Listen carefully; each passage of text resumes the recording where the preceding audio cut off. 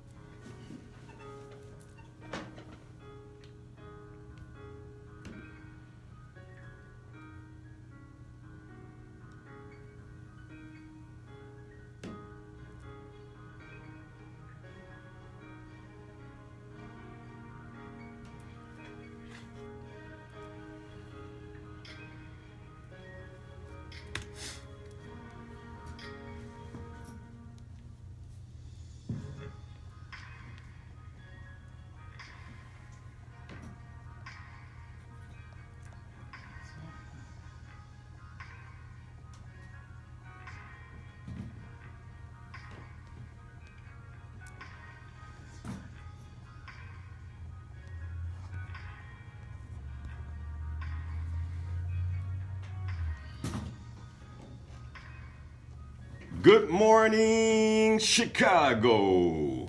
You're listening to Inspirational Perspective. I'm your host, Linal Harris, your life coach right here on WVON 1690 AM, the talk of Chicago.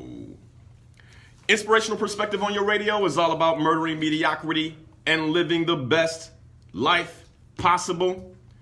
So as I ask you every Saturday morning at 7 a.m. Central Standard Time, are you living the best life possible?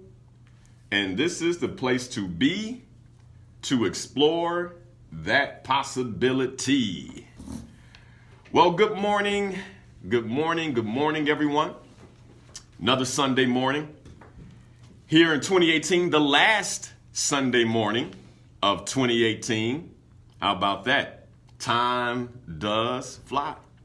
I saw a Facebook post, someone saying that January was moving very slow for them. And I had two questions I asked myself right away. If it's moving slow, what are they up to? Because I know for me, with my goals, it seems moving really fast. Seems like it's moving really fast.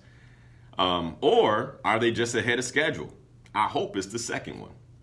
But either way, I'm excited about this morning's show. I have a special guest in the studio, attorney Ernest B. Fenton. Good morning, sir. Good morning, sir. How are you?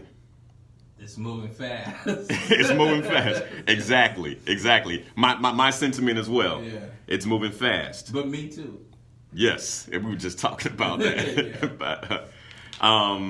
But anyway, I'm excited to have you in this morning. And for those of you listening, I asked Attorney Fenton, or Ernest, as I'll probably call you for most of the show, to come into the studio this morning because I wanted to have a conversation about how one creates their life by having an intimate dialogue about your life in particular. I've had the opportunity to learn some of the intimate details, and I thought that listeners could really gain a perspective on what it means to commit yourself to being successful. Because we talk about that often. A lot of people hear me, but I think sometimes a switch in context is helpful. Yeah. And one of the things I love about you, Ernest, is you don't beat around the bush. No, because time is moving fast. Exactly what I mean. So I'm excited to have you in the studio. So one of the things that they'll get this morning is an intimate interview and dialogue to share your story. The other thing, at the top of the next hour, I want to talk about how you set goals. I want to have a personal goal setting conversation where, we both can dialogue, discuss our formulas, our secrets, and some of the learnings we've had, maybe even some of the failures in setting goals and how we set goals today. And then at the 8 o'clock hour towards the end, we'll also share our individual perspectives on what it means to be committed to success, as well as what we see. Ultimately, I think they've heard from me, but what you see in terms of, what's next for Black America. What's next for this community, you being a member of the community, what would you say And what is your perspective on that? So I'm excited about the next 2 hours. For those of you listening, stay dialed in. If for some reason maybe you're headed to church, you're not going to catch the whole show, you can always follow up on Facebook. You can go to the Inspirational Perspective Facebook page simply by Googling Inspirational Perspective, or you can also go to YouTube and check out my YouTube channel at Linal Harris. That's Linal Harris, Harris. The show will be posted there in the next 24 hours. But all that being said, I don't want to waste any more time. I want to get into your life story. And the first question I have for you, Mr. Fenton, is one of the most interesting questions I got in an interview. I was doing this podcast interview some time back. And one of the most interesting questions I got was, Linal, what makes you fascinating? And I was like, oh, Let's go. Yeah, what makes me fascinating? And so I want to start with that because I think listeners who know you, by the way, Ernest Fenton is also a colleague here at WVON. Obviously an attorney, as I referred to him as Attorney Ernest B. Fenton. And he has quite the resume. We'll get into that. Some of the questions I have will get into your resume. But I also know that you have a fascinating story. And to me, you are a fascinating person. Mm-hmm. But I'm always curious about people who are fascinating, what they think is fascinating about them. Right. So I'd like to start with that question. Gracias, señor. So, you know what? Okay, I'm going to start this way, right? I don't think that there's anything fascinating about me. Why am I not surprised that you say that? Let me tell you this, but then I'm going to answer the question. Okay. First, I have to begin by saying, okay, Linal, stop it. There's nothing fascinating about me. Okay, if you say so, but you have Let me tell you, I gotta say what. I think of Oprah. Uh-huh.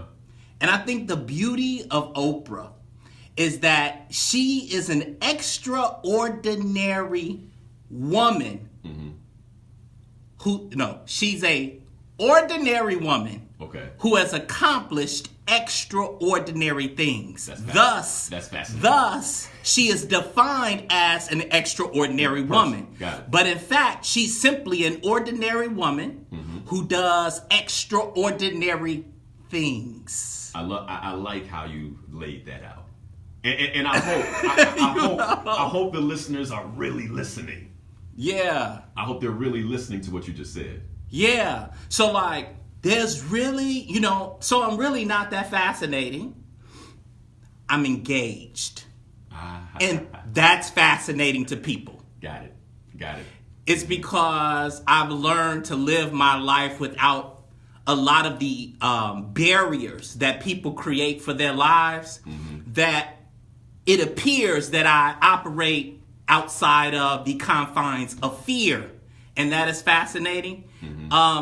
I have somewhat broken the stigmas attached to young black men, and people find that fascinating. All right, so you said something. You said you're engaged. Explain to me what that means. Explain to the listeners what that means to be engaged. I'm clear on life is happening around me. Okay. And I'm also clear on I have to participate in that life happening around me. Mm-hmm. I'm clear on I have the power to create what that life happening looks like. Thus, it is not just happening around me. I'm actually creating what it is. Oh. So you must be engaged to the point at which you begin to create what's happening. That's an engagement. A lot of people, they're responsive to their life. Okay. And I'm active in creating my life. That's engagement. People are fascinated by that. So let me clarify, just because I think we speak the same language, but I want to put this in layman's terms. Yes. Okay. What I just heard you say is that you are taking full responsibility for your life. You're taking full responsibility for your life, and that you've worked really hard not to be victimized or at effect of the environment, or the other things around you. So thus, by being fully engaged and responsible, then you're being proactive versus reactive. Yeah. Okay, got it. And I almost forgot about that part. That didn't occur to me. I'm glad you brought that up. Uh-huh. And that's my goal. My goal is to not even operate in the space of that I'm doing something in resistance to something else. Because in that, then you're also subject to that something else. Yep. I just want to be clearly present to me and what I desire in my life. Love it. Love it. So clearly present to you and what you desire in your life. So with that, I think that's a great place to then talk about who Ernest Fenton is. So how did you get here? All right, because all of us go through some type of evolution process, right? We evolve, right? I look at my son right now. He's 7 months and he's curious. Everything excites him. Okay. Right? Everything excites him. Last night, him and I were spending some time together. My wife was out with her sisters. And I had him on the couch. I had a college basketball game in the background. And him and I were just playing on the couch. And there's not that many toys, right? There's the line in the couch, like the little him in the couch. And he sees it. It's a him in the couch. Right. He sees it and he's playing with it, right? He's pulling it. He's evolving. So we all went from that curiosity stage to where we are now. How did Ernest Fenton get here? I gotta jump on your story though. Okay. First off, a blessing can be found in a blade of grass. True. So I'm clear on that. Right.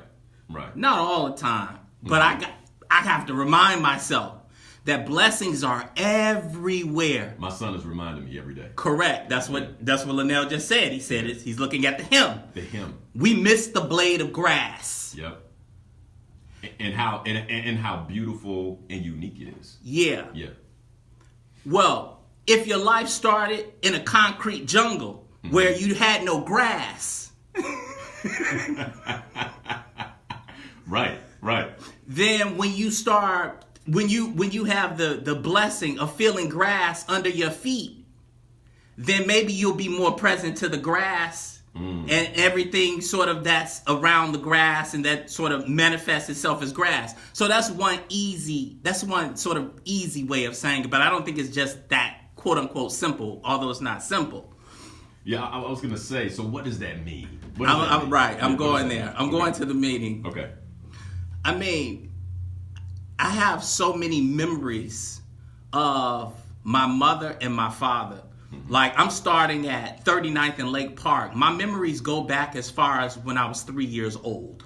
Okay. Like, I actually remember being potty trained. Okay. I remember pulling down my diaper and sitting on my pot behind the door in 39th and Lake Park and Madden Park. Okay. I remember at 5, like, we were moving from the quote-unquote projects to the big-time Markham, when it was all white and sunny and grass. And grass. I went from that. I went from the fear of the gunshots to grass. In a backyard. Oh, my God, I lost my mind. I thought we were in a mansion. Yeah. I had a basement? I'm like, what is a basement? So at that point, did you have this feeling of wealth and richness as a young child? For that brief moment. Okay. Because I recall having the same feeling at about 8 or 9 years old. I remember asking my mother, who's probably listening now, Mom, are we rich? Right? And partly because growing up, moving to the suburbs at a young age, and then having a home like that, right? Yeah. You're kind of like, okay, this is different from other people. Interesting. Right. We have 2 vehicles. Interesting. I have a backyard. My cousins, my friends don't all have that. Yeah. Interesting, right?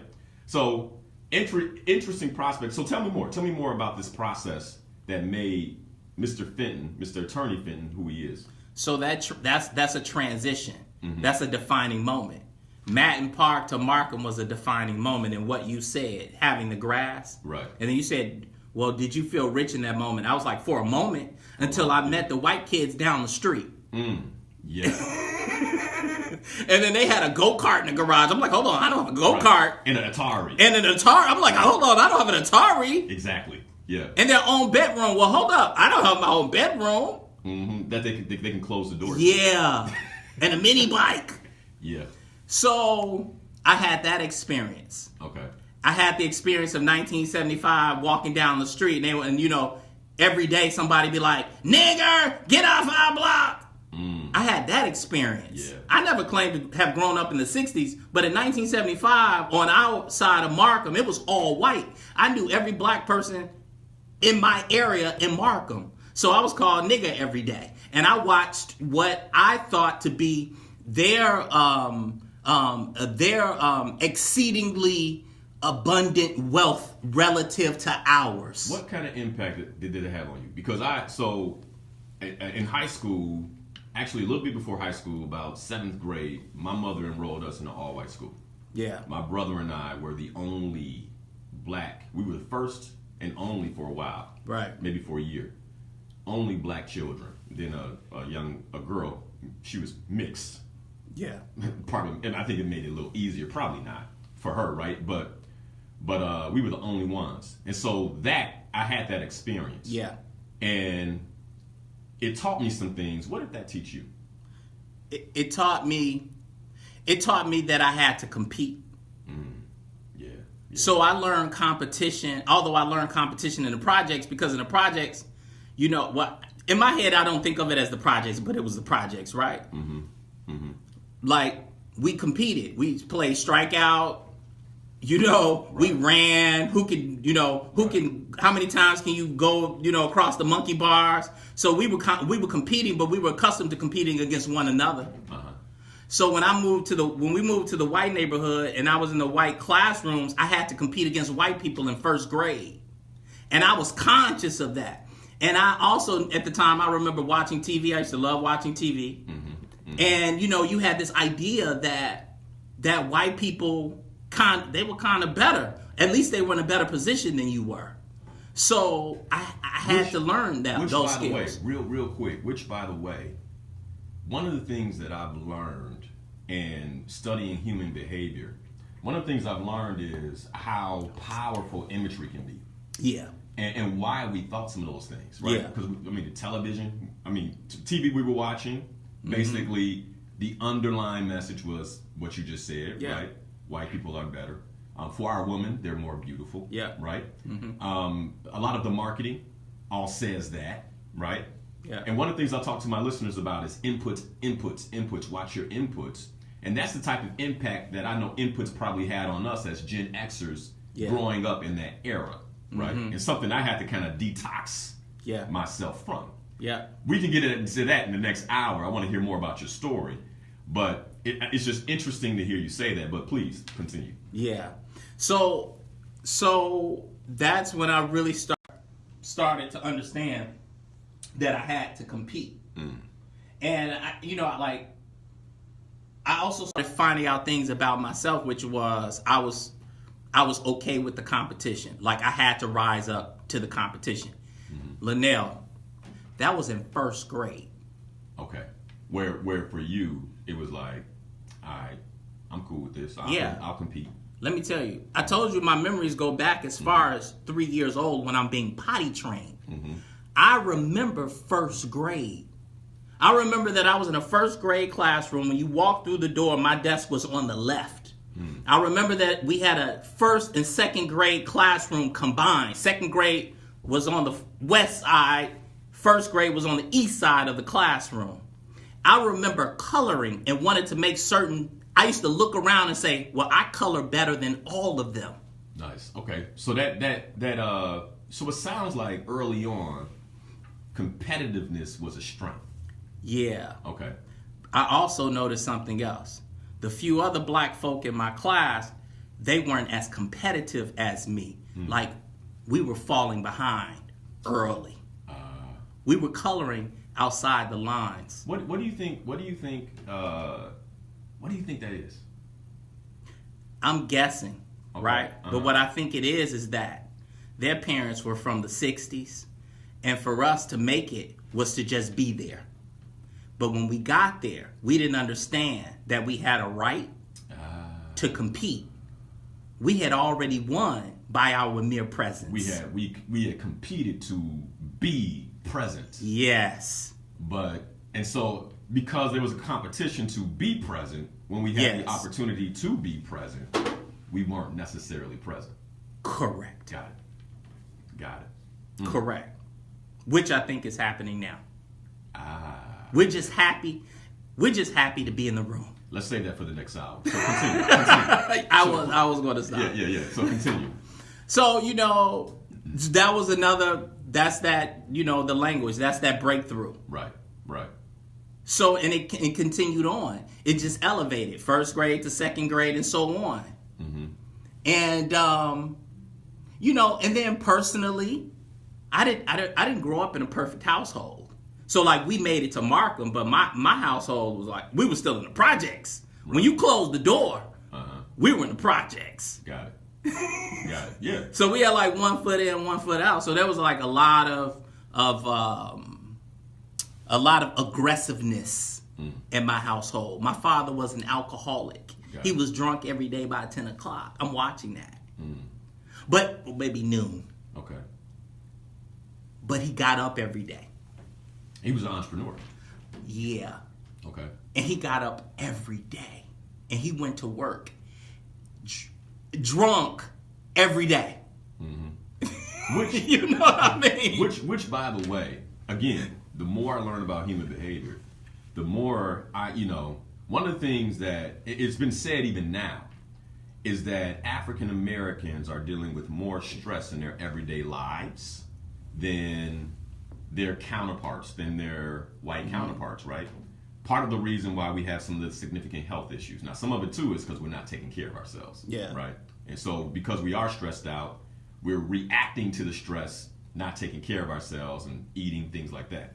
But all that being said, African Americans are dealing with more stress. And so hearing you say that about your dad, one of the things I would challenge listeners to think about is whether you're functioning or not, how are you dealing with that stress? Yeah. How are you dealing with that? And what's the impact on your family? Right. Yeah. So that was breakthrough for me.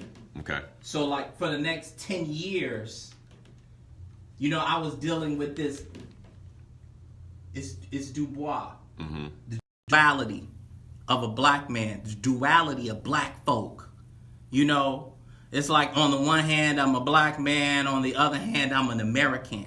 On the one hand, I'm privileged in this white community going to this nice school. On the other hand, I'm still in the hood. Got it. So let's fast forward to high school.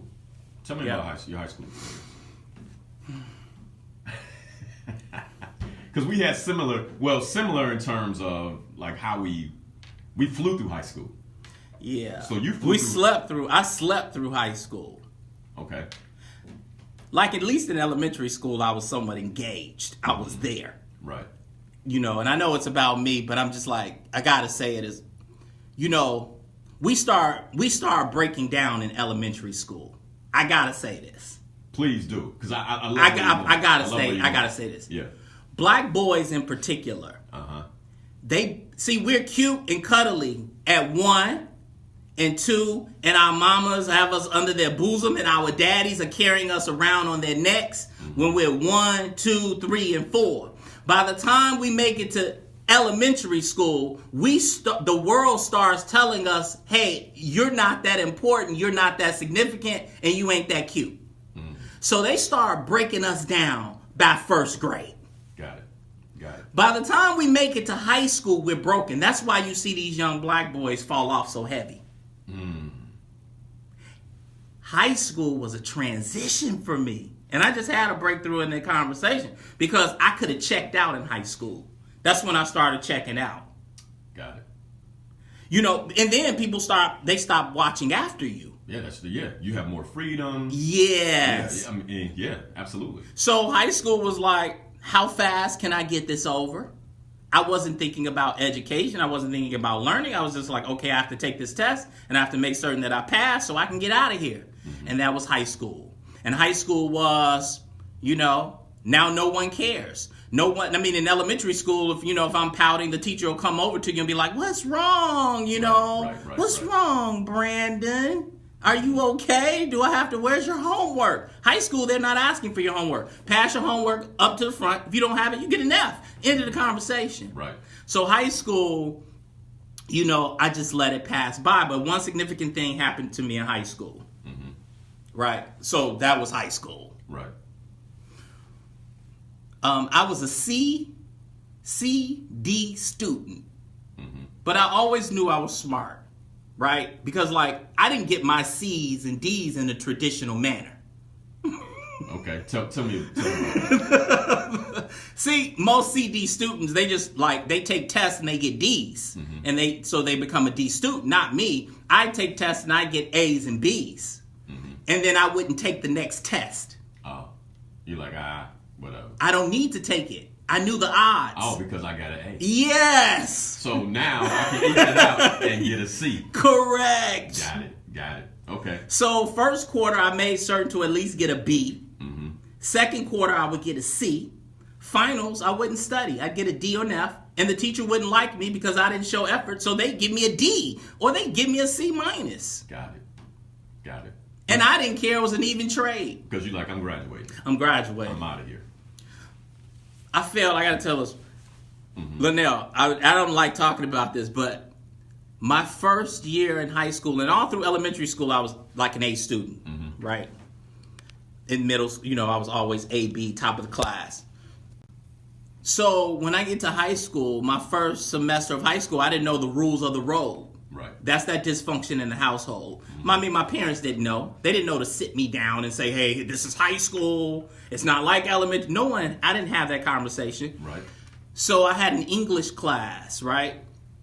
And it was with a black woman. I can't remember her name. But short of it is, quote unquote, she failed me. I failed myself. Okay.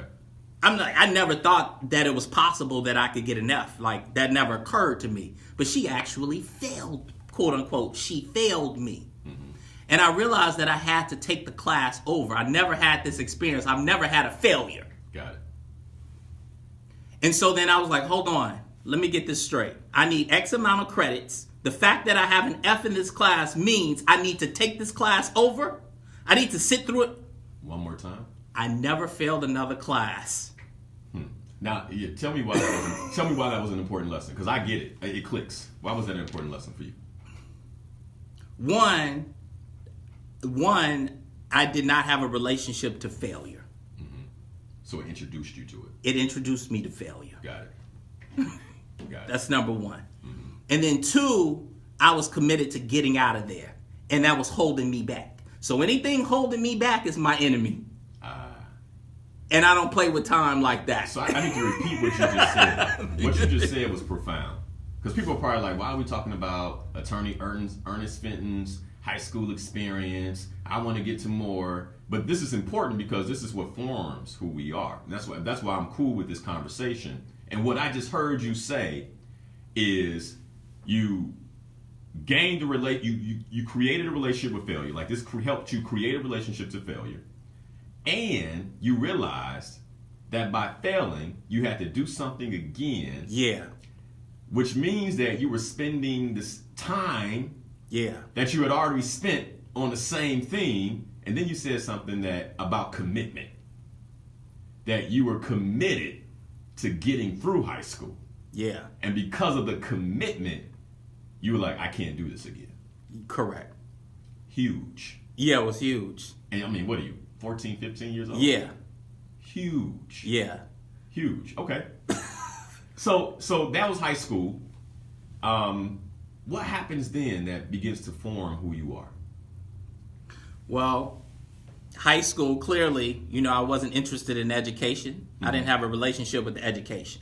Got it. Just with the institution. Mm-hmm. Right? Right. And so at 16, I started looking forward. And I was saying to myself, what am I going to do when I get out of here? Okay? And so, let me back up 2 steps, right? Mm-hmm. I failed that first class. I forgot how many credit hours you need. What is it? 30 credit hours to graduate in high school, whatever it is. I can't remember. Yeah. 24, whatever. Let's just call it 30 for the sake of it, right? Right. After I failed that class, Linal, and I knew that I had to take it again, my final grade in class through high school was never an A. Mm-hmm. I never got a final grade of an A. And I remember taking the last prerequisite I had my final year in high school, which was English. Mm-hmm. And it happened to be that way because I failed that first semester. Right? Everything else was an elective except for English because I had failed that first elective. That was the only class I ever received an A in. Straight A's across the board. Going out the door. Nice. Now, I have to say, mind you, I was a CD student. I walk out the door with an A. But here's the other part. I finished in 3.5. So I was also a troubled student. You know, I didn't make it out of a week without detention. I got suspended every semester. Mm-hmm. I got kicked out for 10 days. You know, fights, you know, race wars. I was a part of all that, you know. Well, my principal and I had a relationship as such. I was a troubled child. You were troubled. Not a smart child. I was a troubled child. Right. And so I remember, but secretly I was working behind the scenes to collect my credits. They didn't understand. They were looking at my C's and D's and my detentions, but they weren't looking at my credits. I was only focused on my credits because I knew if I had enough credits, I could graduate. I remember walking into the principal's office my third year, at the end of third year, or like the beginning of like senior year. I graduated in 3.5 years. I remember walking into the principal's office and I said to him, I said, hey, I need you to look over these papers and sign off on my graduation. He said to me, Ernest, are you graduating? He wasn't talking about early graduation. Like period. He thought I wasn't going to graduate, period. He hadn't checked me out. He thought I was like the other black boys failing all the classes. I wasn't. I was getting C's and D's. Mm-hmm. And I knew that. One point in that is, and I got to juxtapose that to today, black boys be playing sometimes too. Mm-hmm. We got some consciousness in our own dysfunction. Absolutely. And one of the things I heard that's important is if you had defined yourself by how other people defined you, you would have lost early on. That's what I'm saying. I would have broken elementary school. Yeah. And for any young person listening right now, that is key, that you define yourself. No one defines you. And you cannot allow them to define you by what it is that you're doing and what it is that you're not doing. Yeah. So I walk into his office. He's like, Fenton, you're graduating? Mm-hmm. He says, have a seat. He went in. He pulled out his books. I think he may have had a computer at the time, as strange as that may sound. I just know he checked something. Right. And he looked. I said, no, I'm not here to graduate. I'm graduating early. Yeah. And I saw the look on this white man's face when I told him I was graduating early. Remember that failure I had first year? Right. Welcome to my victory. So yes. So then what does that do to Ernest Fenton moving forward? Because here you are, you have no college aspirations. No. You have this feeling about education, you know, it's probably inconvenient at this point. Yeah. And so you decide to go to the military. Yeah. So tell me quickly about the military experience and how that transformed you. 16, I said, I don't know what I'm going to do, so I'm going to the military. So I speak with the recruiter in Country Club Hills, never forget it, right across from Hillcrest High School. The recruiter calls my parents, schedules a meeting, goes to my house, sits my parents down. My parents sign off on the paperwork. I'm 16. Right. So they had to sign. Yeah, they had to sign. Mm-hmm. So I finish up high school, 3.5 years. 2 weeks later, I'm in Fort Leonard Wood, Missouri. I'm 17 years old. I remember my father and my best friend at the time dropping me off at the bus station. 17. Mm-hmm. Getting on a bus with rucksacks being pushed on. Take me on a bus to Fort Leonard Wood, Missouri. And I spend the next 16, 17 weeks in Fort Leonard Wood, Missouri. I'll fast forward. And then I was shipped off to Fulda, West Germany, which was 5 kilometers from the East German border. At the time, we were during the Cold War. So in 1988, at the age of 17 years old, in the middle of it. I'm in the middle of the Cold War. 17. We would do border patrols, and I would go to the border, and literally you can look across the border and you can see Russian soldiers walking on the Berlin Wall. It was a big wall with a gate, and they'd be on top of the wall, and they'd walk and patrol the wall. I just picked up something, and it just taught me a lot about you. At 17 years old, you find yourself inserted into tension. Yeah. I mean, that's tension. Yeah. You're a teenager, and you are now in the thick of tension. Yeah, but let me turn it, Linal. That was light work for me. Okay. And tell me why. Because I grew up in an aggressive household. You're used to tension. This is nothing. Yeah. That was relaxed. Got it. You follow? Yep, got it. I grew up walking down the street being called nigga. I grew up in classrooms where black boys were failing. You know, I grew up where white principals thought I was not going to graduate. I had to figure my way through all of that. So you were used to the tension. Oh, yeah. You just taught me something about my own experience. Yeah, man. I didn't realize how used to tension I am. Man, come on. And how that has helped me. Yeah. It just clicked in this conversation. Thank you. Yeah. Listen, let me share this. And you know I'll twist it on you. Let me tell you, Linal, I got to say this. Yeah. That's why I tell people, and it's not braggadociousness. I give you this spirit. I'm like, man, I'm used to pressure. I invite pressure. I look for pressure just so I can crush it. Got it. Because if you try to avoid pressure, particularly as a black man in America, you're doomed. So I love where you're going, and you're 100% correct. You're 100% correct, because there's no way to avoid it as a black man, even as a black woman, and if you're trying to avoid it, you find yourself reacting to pressure everywhere around you. Right? Yes. So then you become a victim. Yes. So I love where you're looking. So now what? So here you are. You're in Germany. You're in another country. Yes. Now, one of the things that we talked about in the studio a second ago, before we walked in, was the similarities in our story. Very different stories, but certain similarities. I graduated high school 3.5 years. Right? Very different story, though. All white high school. I left home at 17, didn't go to the military. I moved from the suburbs to the west side of Chicago because I could get a cheap apartment and it could get me out the house. I was the oldest of 6, had to get out of there. Right? Partly because my parents were so strict. That was my pressure. That was my tension. Right.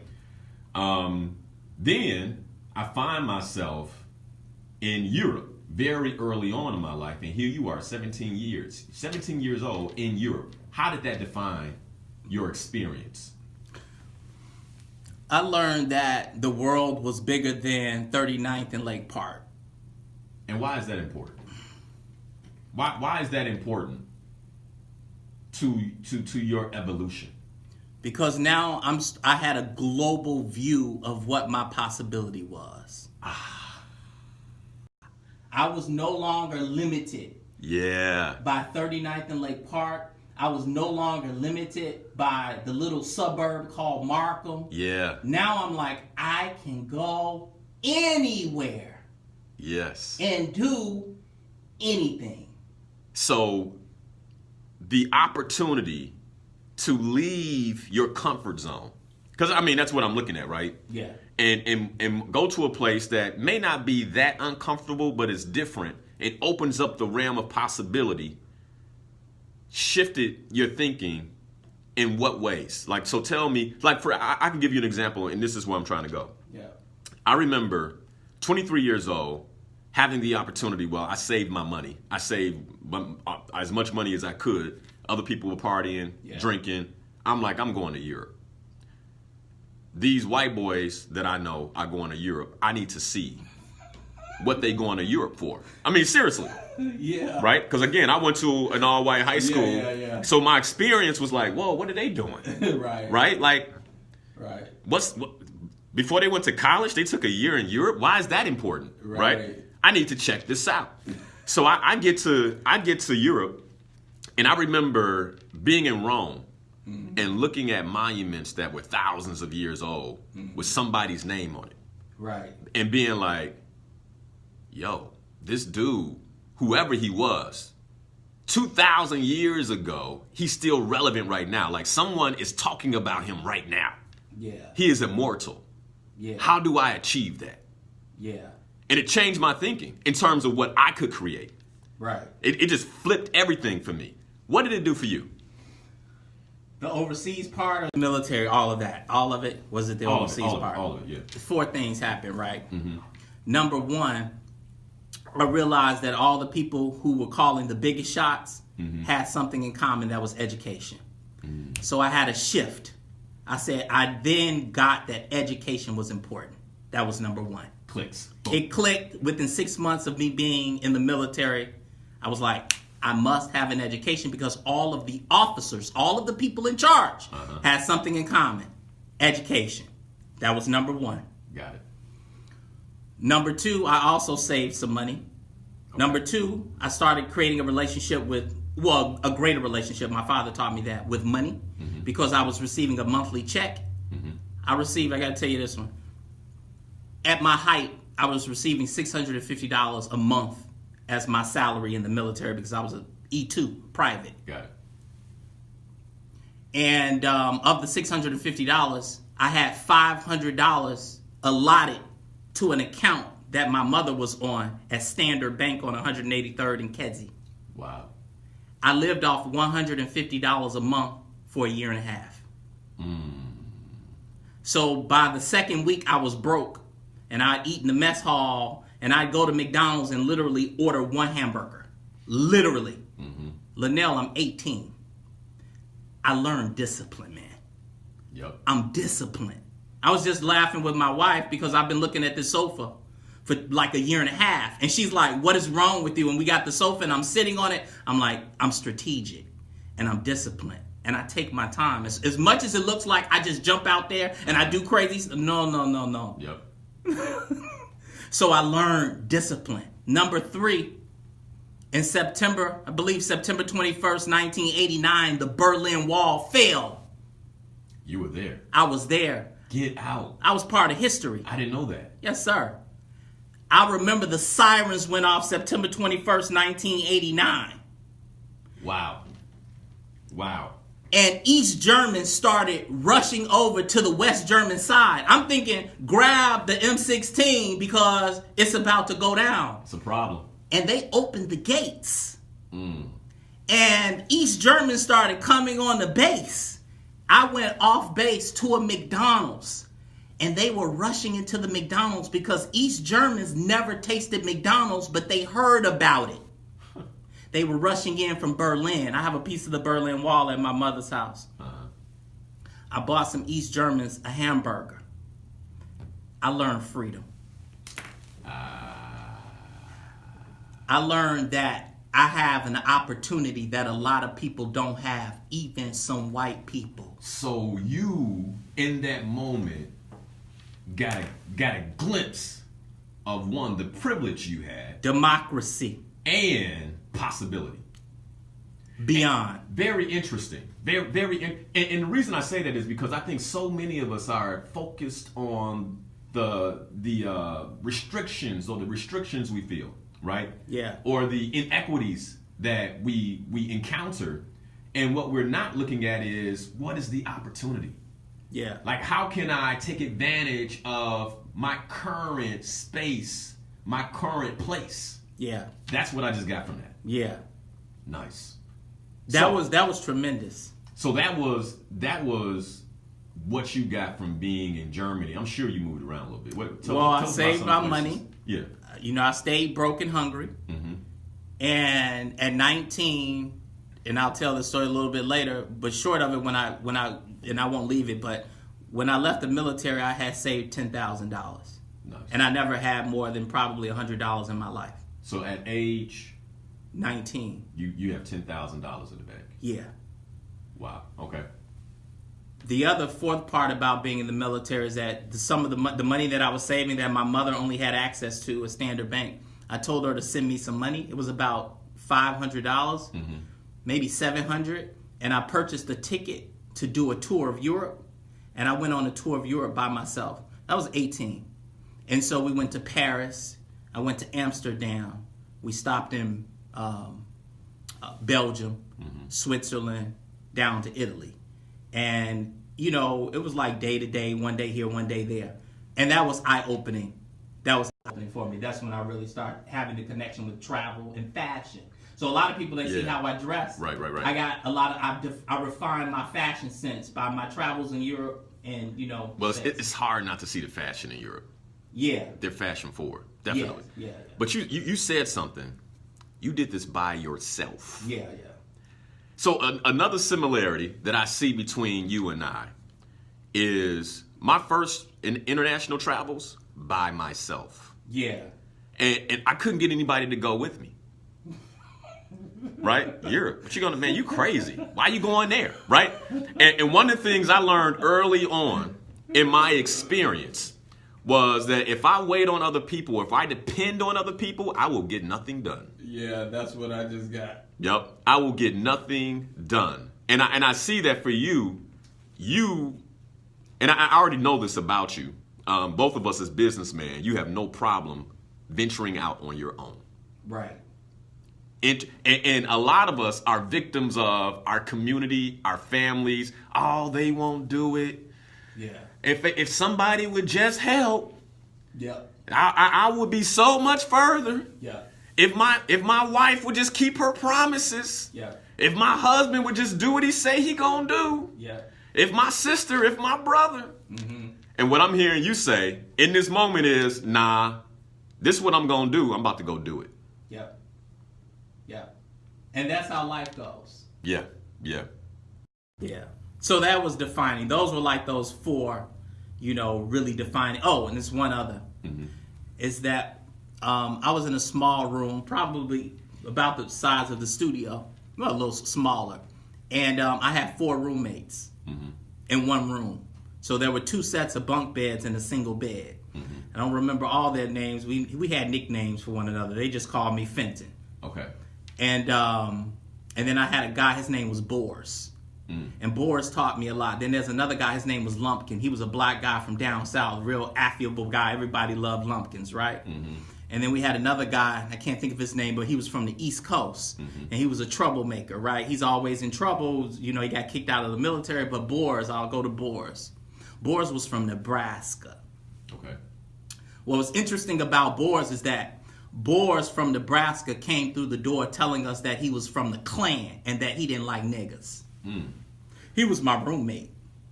So how'd that go? Went well. Interesting, because the one person I had a problem with. No, real talk. The one person I had a problem with in high school, who called me nigger, right? And we got into a fight early on, both on the basketball team. Part of it was I was taking his spot on the team. Right. Right. So I think that kind of fueled his passion. To this day, we're still friends. Yeah. So let me tell you how I went with Boris, right? Yeah, tell me. This is why I'm able to, in part, navigate. But you see how all my life is connected. Because I learned to deal with white people and prejudices early on. Same here. And how to compete despite what they were saying and how I felt. See, hold on. Despite what they were saying, but how you felt about it. That's huge. I had, in high school, it was the same thing. I still had to compete, no matter how I felt. Because many of us get caught in our feelings, man. Yeah. Man, we get so caught up in our feelings. They don't like me. Yeah. So I didn't do my homework? What does they don't like you have to do with you doing your homework? Or they don't like me, so that's why I don't do a good job at my in my workplace. Yeah. Because my boss don't like me. Yeah. Right. So what I learned, and I learned this early on, and you know, I was trained to deal with the Boers, but I never had to be in the same room with those guys that I grew up with. Yeah. Now I'm in the same room. What I learned is that like a lot of that is insecurity, and they just don't know. Boris didn't know black people. There were he knew no black people. No context, only what he'd been taught. only what he would have been taught. Right. And then we got to the point where Boris would be going to get something to eat, and he'd be like, "Hey, Fenton, you want me to bring you something back?" I'm like, "Yeah, man." He'd get back, he say, "You know I don't like niggers though, right?" I said, "You know I don't like white folk though, right?" Right. We laugh. Boom. Keep it moving. Beautiful. All right, so we got a few minutes left. We're at the top of the hour. Some of this we might have to take into the 8 o'clock hour. So those of you who are listening, anybody who tuned in, having the opportunity to interview attorney Ernest B. Fenton and talk about a little bit about his life story. Those of you who listen to Mr. Fenton, hopefully this is a special gift for you to learn a little bit more about the voice behind the Social Justice Hour. And then I know you have a lot of clients or people who you've helped who may be listening, and they can learn a little bit more about your intimate process and what's happened for you. And so thank you all for joining. Now, we got 3 minutes left. I'm real quick. So you come back, you go to Chicago State University after you learn this lesson about education. I know that because I've listened to a speech you've given. Okay. And then you are the first Chicago State University alumni to be accepted into Harvard Law School. Yes. Which you shared is basically an impossible feat and has not been done since. Yeah. How did you do that? You're asking me that question right now? How did you do that? See, this is the thing, and this is one of the things to me that makes you fascinating, is that somewhere, and we'll cover this in the next hour because I'm sure it was a goal.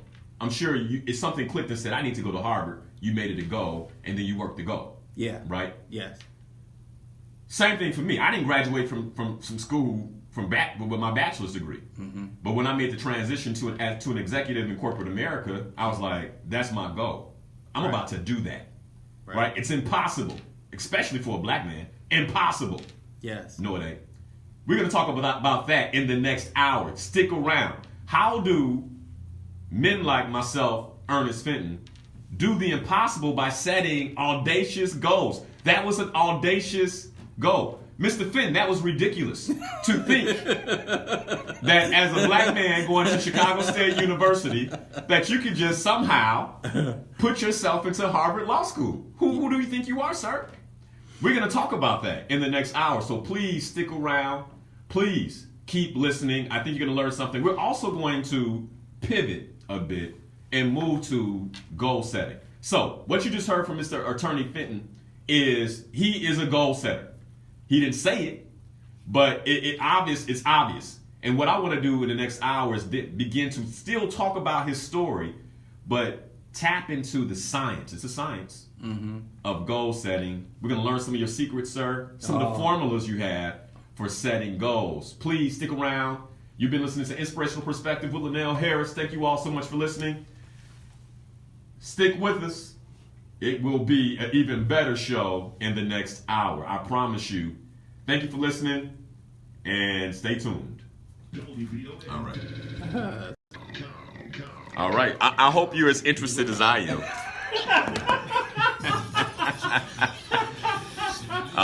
Good stuff, man.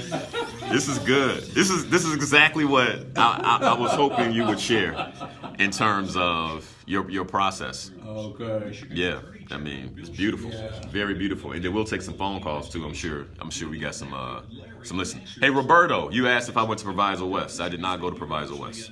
I went to a small school called Parkview Baptist Academy in Northlake. Proviso West at the time, when I was coming through, had a fairly significant African-American population, so I wouldn't have been the first African-American there, but good question, man. You got some great comments here, too, so make sure you go through my feed later. Oh, okay. Yeah, man. So good stuff. Awesome conversation. Amazing. So this is good. This is good, man. People are getting a lot from it. Yeah, I learned about sharing later. Mm-hmm. You know, I learned about sharing later. And I can't remember, there were a couple of people who brought that out of me. Mm-hmm. Probably older people. Take a call, right? Yeah. Okay, I guess the computer down, so I have to tell you. Is this a call here? Yeah. Okay, you gonna put it up? I didn't even see it, man, because I'm looking at the Oh, board. okay, it's up. I didn't know. Okay, Yeah, I'll yeah. put it on there. If you could put it on there, yeah, just let me know. All right, so we do have a call. Yeah. Thank you, Allison. Allison, great show. I saw you walk by yesterday at the funeral. I didn't get a chance to speak, so hope all is well. It's good to see you and your daughter. Okay, Roberto went to Fenwick. Okay, my man, yeah, I bet you did. I bet you did, my brother. You had a similar experience at Fenwick back then. Because Roberto, how old are you, man? You can tell me. You can tell me later. You don't got to tell me on Facebook. You a guy, though. You don't care. You can tell me. But good stuff, man. Good stuff. So, we got Facebook Live, Periscope going. I know you got yours going. For the next hour, shared it with you in an email, but I want to begin to talk about your story and layer on your science. So I think that'd be really helpful for people to get. Yeah, like layer on that science of goal setting. And I like to start with the Harvard story. So how does something clicked and you like, I need that. So what was your process, right? You know, I'm still laughing at that. Hey, I get it. Because, I mean, like I said, we're different but very similar. That's the same. In terms of class of 93. Hey, man, same here. Yeah, bro. Class of 93. God, that's Yeah. hilarious. I still laugh at that. Something happened. Like something clicked for you where you were like, okay, I'm going to Harvard. But it wasn't just saying it. Like you had to work it and you had resistance. I know you had resistance. So I want to talk about that. Oh, yeah. I want to talk about that. Yeah, that's funny. Yeah. I didn't wanna talk want about to say that. anything. Yeah. It was similar to high school. Yeah. I know you had resistance and you graduated. And so here's the thing. That's hilarious. I think sometimes we look at it and we go, oh, Attorney Fenton went to Harvard. He's privileged. Like, yo, wait a second. They think I was born in Cambridge. Well, I think that's one of the reasons it's important to understand. They understand the first part of your story that we covered in the first hour. So now here we are, right? Graduating, just because somebody went to Harvard ain't no big deal. You graduated, which means you had to navigate some things. Right. Mainly resistance. Like I'm sure every time something was pushing you, stop. And at the same time, I know this because I listened to your speech. You were playing the entrepreneur game. So I know you were playing in multiple spaces, right? So I want to hear more about that and your, how you set goals around that, how you made it through that level of resistance, because I know there was some. I know there was resistance. And then we can fast forward to after Harvard Law School, what it was like to be an entrepreneur, and then how you set goals today. So now, Attorney Fenton, today, 2018, like what's on the docket? How will you address resistance from what you've learned in the past, right? But also, how do you set goals and accomplish them? How do you maintain that level of success that you've already kind of paved the way for moving forward with the advanced knowledge you have now at this state, 21st century, 2018, Attorney Fenton. So that's where I want to go. So good stuff, man. Good stuff. And I have a big announcement to make, too, at the end of the show. I have a big announcement to make. So this is good. This is very good. You want a bottle of water, man? No. You good? Okay. All right. I got to get hydrated. I'm playing ball after this. Oh, okay. What time you start? 10:30. With unlimited possibility and with all the fun and activities at WVON, it That's something else we should talk about. If you like to join Is success. Like one of the things I like about you is your success is not one-dimensional. Your success is multi-dimensional. Like in terms of how you take care of yourself, your health, your well-being, right? So it's not a lot of people who are in your position or even in my position would say, well, I'm consumed with my work. Right. I can't do that. I can't. How am I supposed to take care of myself, my well-being, and be successful on this side? And you figured that out. Right. You Well, that's figured true that. success. Of course, I mean, yes, but Yeah. I mean, let's talk about it in terms of, Yes. there's more to it than that, right? Yeah, You have to learn that somewhere. You have to figure it out. Like, this is important. Like, and so I'm curious about what clicked for you to say this is important. I know for me, the stronger I am physically, right? The healthier I am, the better businessman I am. Right. I mean, it's just. So when I look at people who are successful, who don't take care of themselves, Right. I think about, yo, you could be a beast.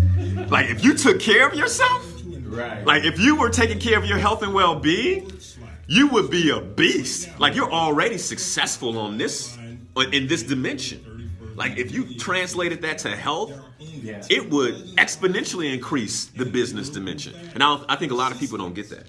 Right. So, let's talk a little bit about that too. Because I know you're up at the same time I am, 5 o'clock at the gym, et cetera, et cetera, et cetera. All right. So, Very good. yeah, hey, so if you tuned in, I'm interviewing Ernest B. Fenton over here. It's been a great hour so far. If you haven't already, if you haven't had the chance to check out the entire hour, please go back and check it out. All right, here we go. You're listening to Inspirational Perspective with Linal Harris on 1690, The Talk of Chicago.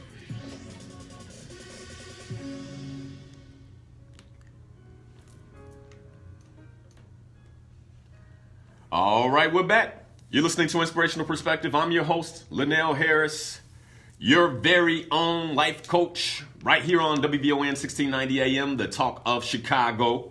I have with me in the studio attorney Ernest Fenton. Good morning again, sir. Good morning. So if you're just now joining, you missed an excellent 60 minutes where attorney Fenton shared his experience, his story, really from childhood. I mean, he went back to 3 years old. Memories where it from 3 begins. years old, yeah. And all the way through, so we got all the way through your elementary experience, your high school experience, how those things made you, your military experience, how that introduced you to the global opportunity and gave you a different sense of freedom and possibility that have had a significant impact on you. When we finished off the hour, we were talking about the audaciousness and ridiculousness of how you set goals, right? And for those of you who are just tuning in, what I mean by that is, so attorney Ernest Fenton, he leaves the military. You took advantage of the GI Bill? Yes. And goes to Chicago State University. I'm fast forwarding a little bit. Gets his bachelor's in business management. Yes.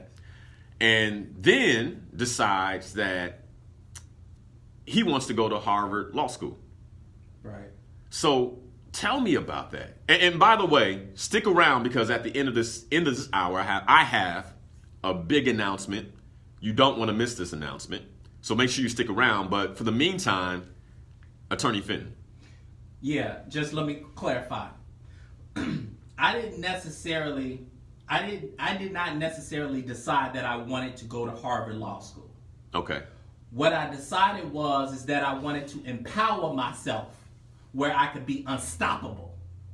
Okay. All right. So you make a decision that you want to empower yourself where you can be unstoppable. Yep. And So- get smart. So, and I love this because that was the goal. Yes. That was the goal. That was the objective. Yes. Harvard was a measure.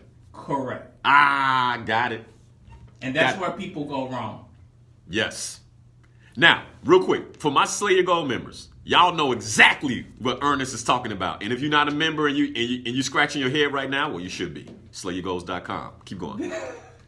So yeah, I was like, I don't believe that I have the proper tools to go out into the space of the world to create what it is that I desire. I didn't have enough. So I said, what is it that I can do, quote unquote, so that I could prepare myself or empower myself so that I can take my place in this world? And then I had two options. I said, well, I can continue educating myself in the business space. But I was like, no, I can teach myself business. And I had a natural inclination and instinct for business. Got it. I said, well, what could I do? I said, if I know law, if I already know business, I got that part. But if I know law, I'd be unstoppable. So you create this goal to expand your knowledge and understand United States law. Correct. U.S. law. Yeah. Okay. But you don't stop there. No. Because, I mean, you could have gone to UIC. And nothing wrong with those schools, right? I mean, nothing wrong with these schools. Well, you can't go to UIC for law, but, John Marshall's here. I mean, there's other schools here that you could, good schools. Well, it's twofold. Well, the knowledge, quote unquote, is important, or quote unquote most important. But the other measure is you need the pass. I'm like, let me go ahead and get a pass. It's like a hall pass. So I said, well, I don't want to just go to law school. I need to go to a top 10 law school. Got it. So that was the goal. The goal then was to attend a top 10 law school. Got it. All right, so you have an objective. The objective is, state it for me real quick. To empower myself. To empower yourself. The measure is to go to a top 10 law school. Yes. Now, for those of you listening, what I'm doing is really, I'm trying to break down how Attorney Fenton set this goal. Okay. Yeah. So objective, and then he has a measure. Yes. All right. Now what? So then I did research. I had to research what was required in order that I meet that goal of being in a top 10 law school. So I went to the library. Okay. And I started reading books, and then they said, okay, what's necessary for entrance? They said, well, you have to take this test called an LSAT. You have to have particular grades. They like it when you have, some background activities. And then I started putting all my stuff on the table. I was like, well, I have the grades. I did well at Chicago State. I had the background and experience because I had internships at the Congressional Black Caucus. I had an internship with First Chicago Bank. You were engaged. I was engaged. You were engaged. And I had something that most people didn't have, or a lot of people didn't have, that were applying for law schools. And what was that? Military experience. I was waiting for Linal to say that. Yep. I had history. You had history. You had experience. I had experience. Yes. Life experience. I had life experience. You weren't just someone trying to get into a school. You were a veteran who had been around the world, who was engaged in his undergraduate process trying to get into a law school. We can end this right now. Got it. Linal got it. Yep. That was the difference maker. But I got to add this to it. So real quick, before you add, one of the questions I want you to be thinking about is what differentiates you.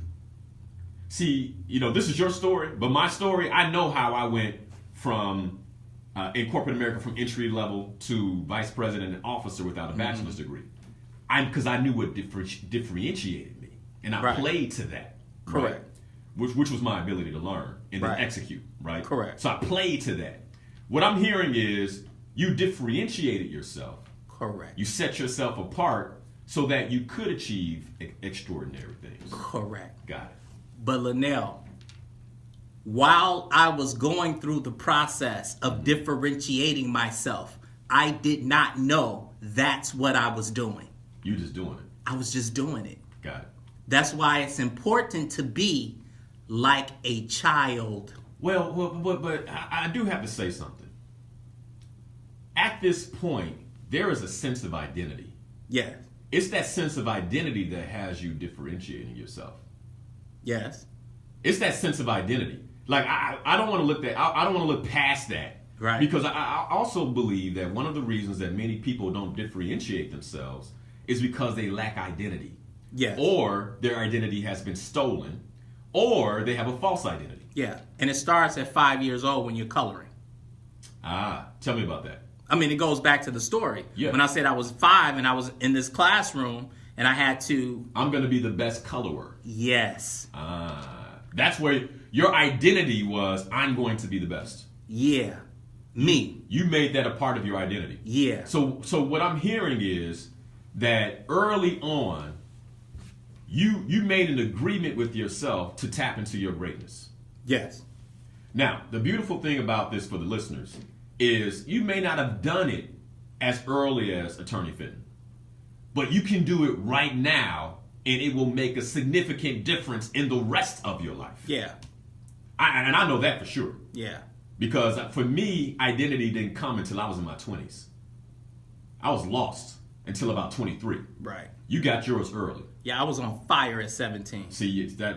I tell people this, but I don't want to lose something about power.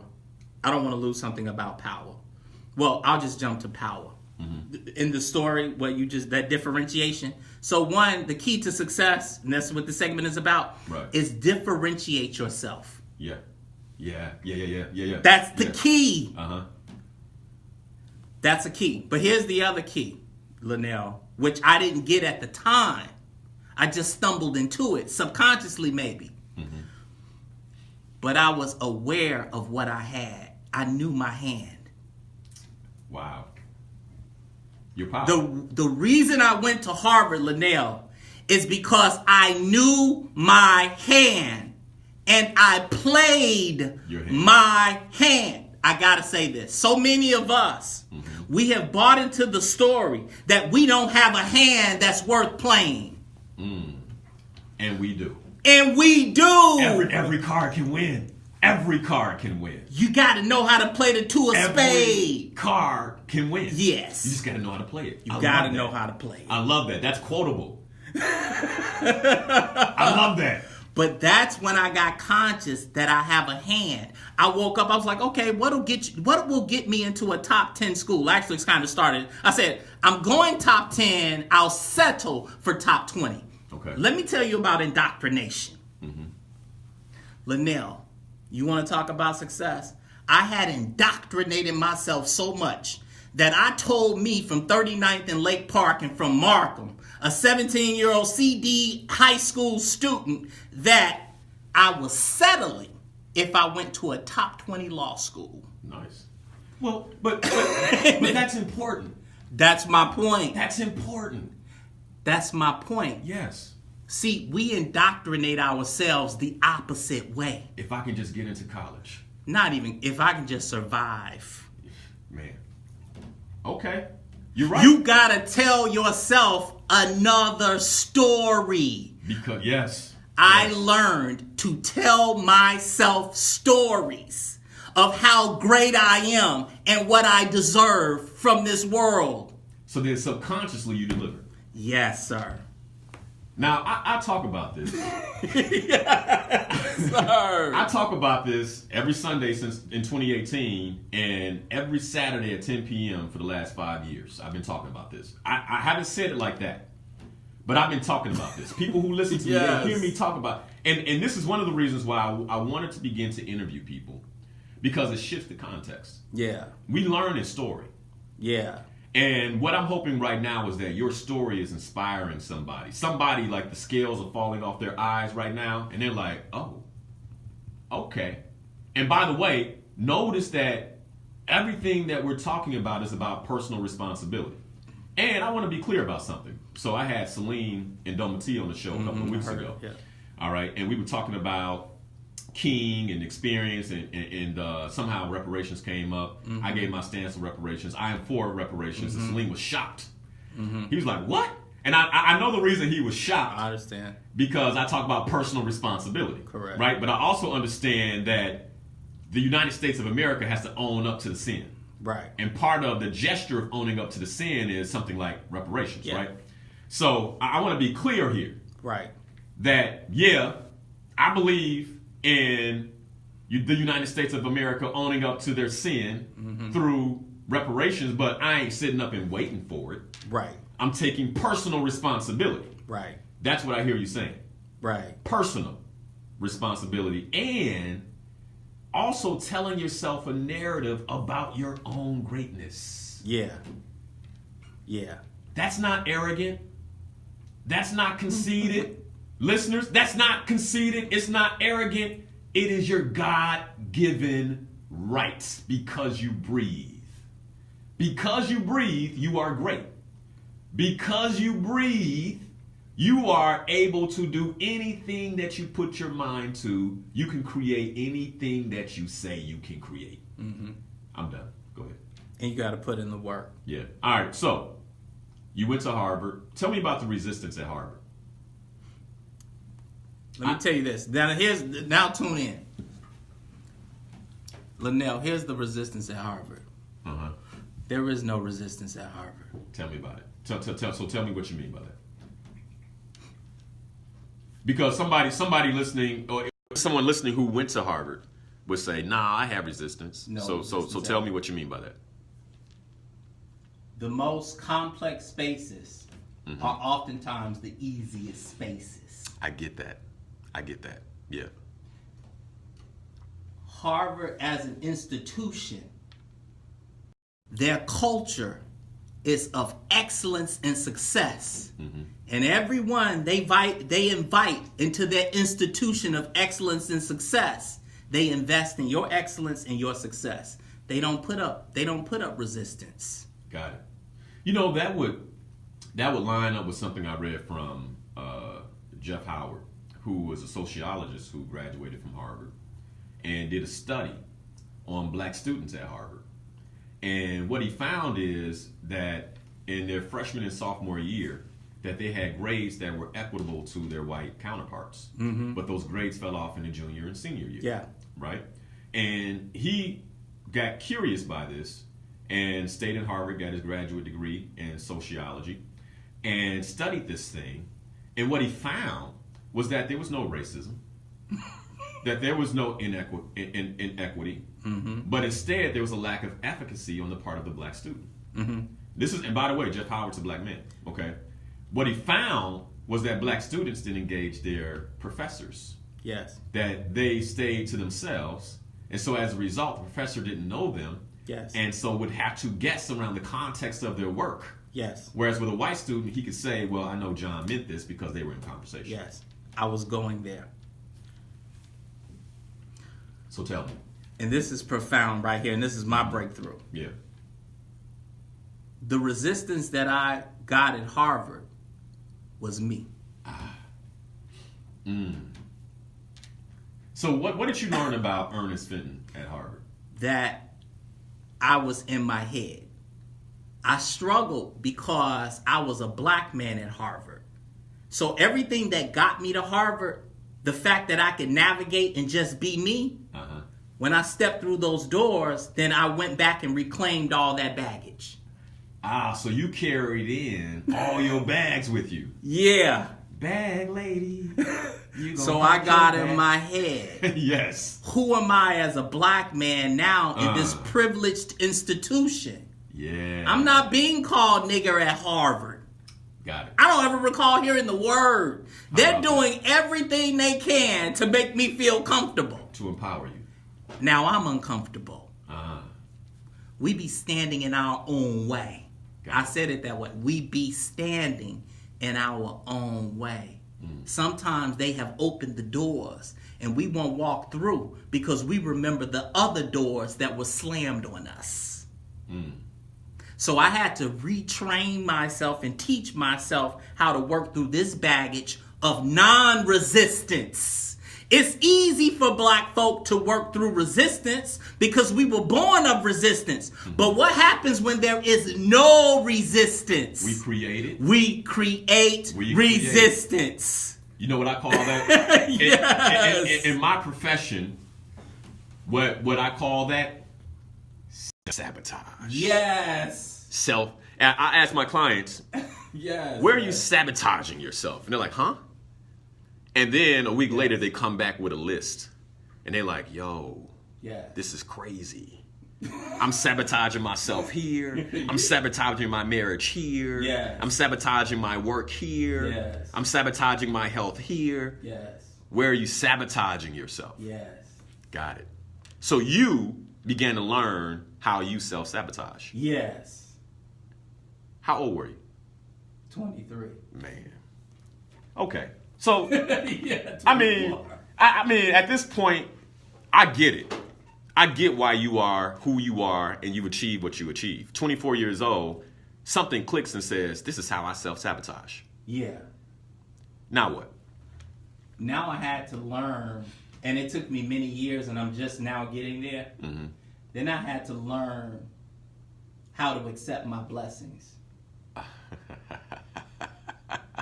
I've been struggling with accepting my blessings Let's talk about that. for 15, 20 years. So, because it took me, so like I said, if we were having this conversation 10 years ago, you would know I didn't have a bachelor's degree. I would hide that from you. Right. Because I didn't understand how significant that was. Like the kind of narrative that tells people about me, about how great I am. Right. Right? Yeah. I would hide it because I was embarrassed that I had to work that hard to achieve those roles without necessarily going the conventional way. Right. Now I see like, yo, that's crazy. That's amazing. Right. But I get it. I've had to do a lot of work to get there. Right. To fully accept my blessings. Yeah. To fully accept my greatness. To the point where I can say it. Right. With thousands of people listening. Right? Yeah. I mean, there was a time where that just wouldn't come out my mouth. Right. Right? So here we are. You get it. I get it. People are listening, and hopefully they're beginning to get it. They're beginning to understand the dialogue, right? Right.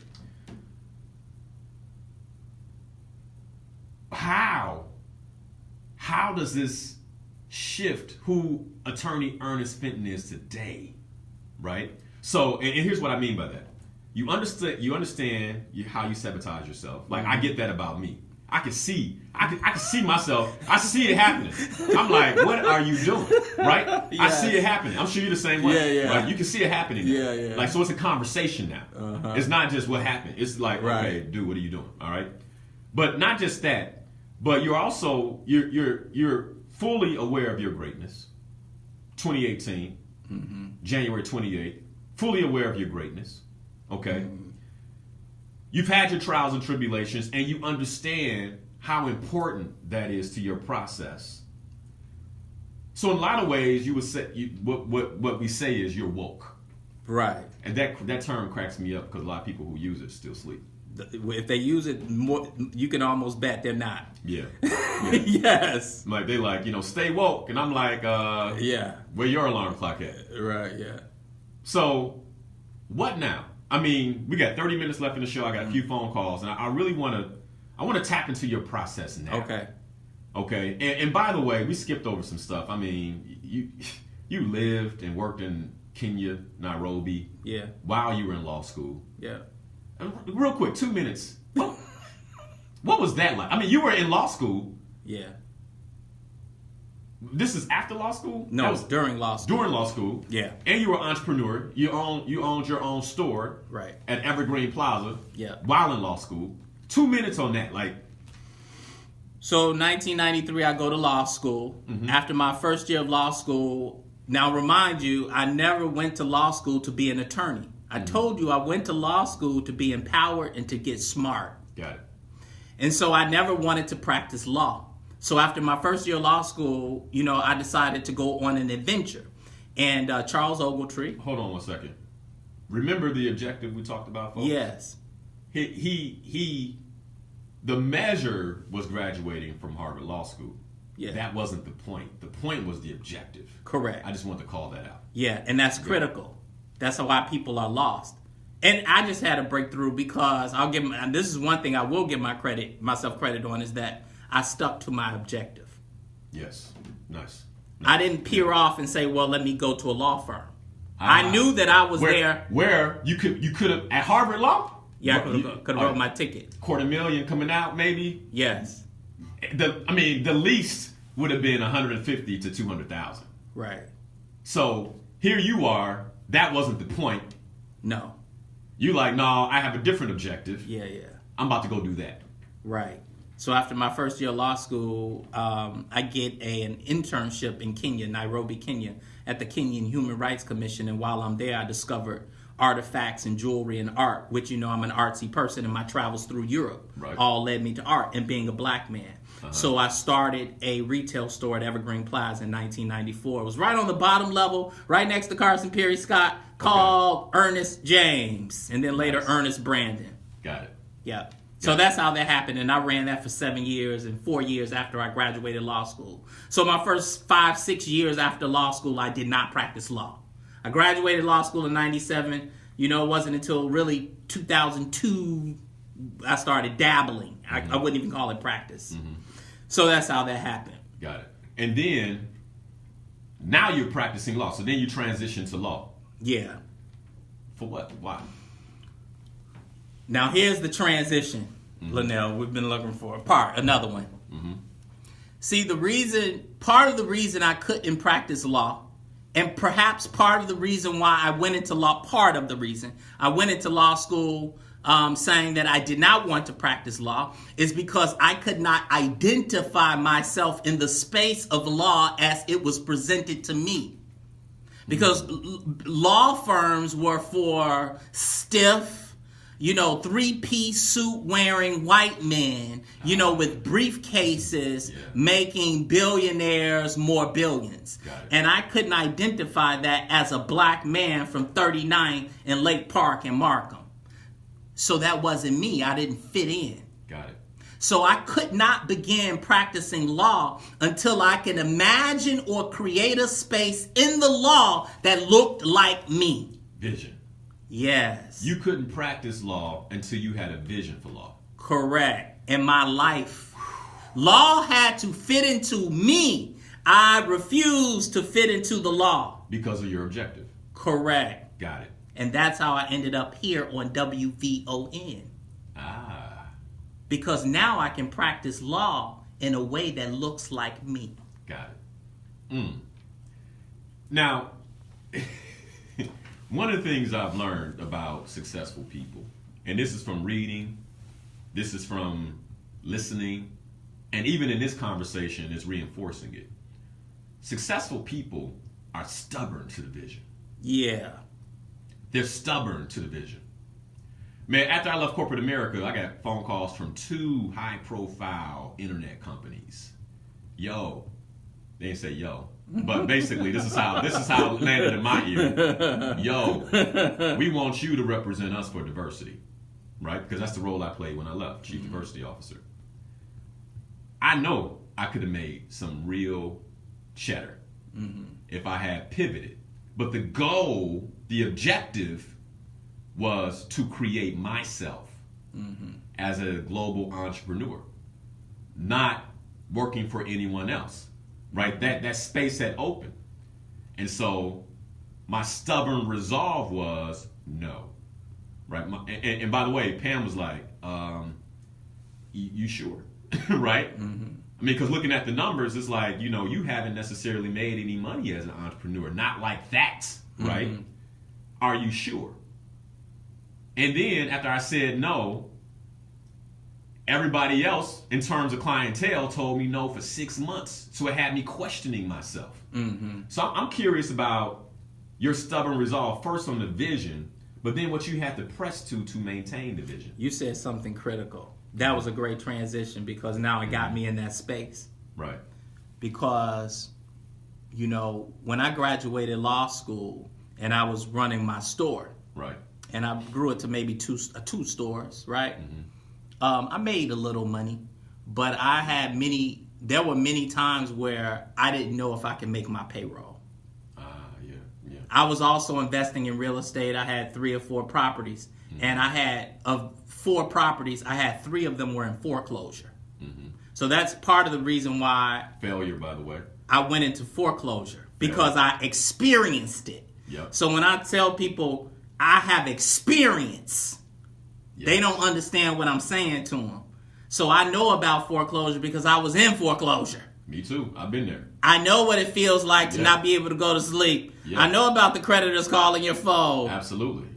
You know. The bank saying, what you gonna do? Yes. Yeah. So, like Linal said, all that was my resistance. And then my resolve and my commitment to who I was called into question by me. And I had to endure through that.